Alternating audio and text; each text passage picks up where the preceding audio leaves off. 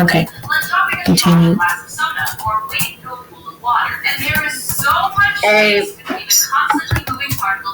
And what I say, I speak true when I say that book Two Devils. This was Francois' speech the next morning when he discovered Spitz missing and Buck covered with wounds.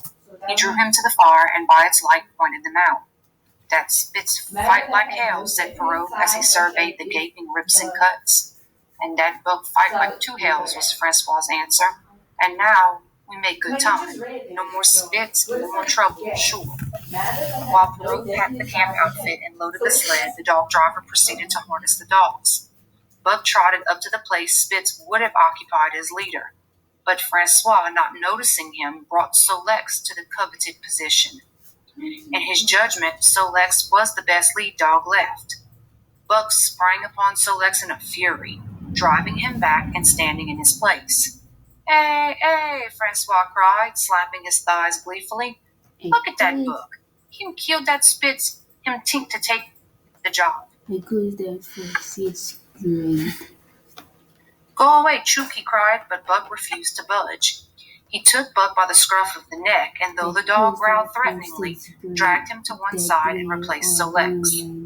The old dog did not like it and showed plainly that he was afraid of Buck. Francois was obdurate, but when he turned his back, Buck again displaced Solex, who was not at all unwilling to go.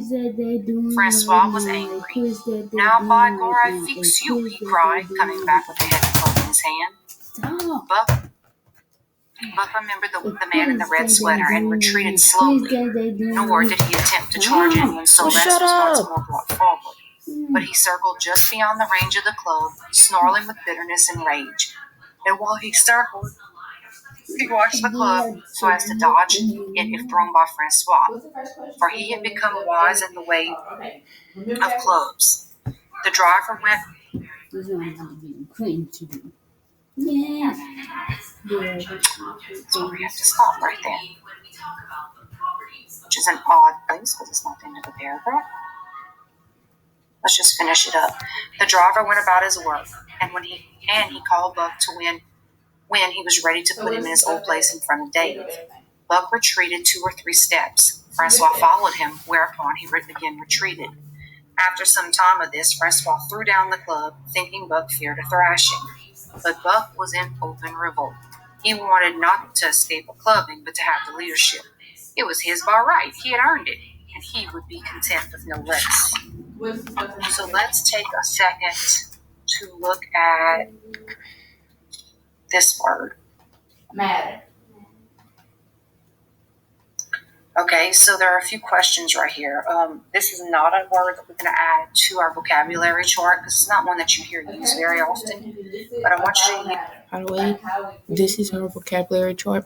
As you can see, obdurate is not on there.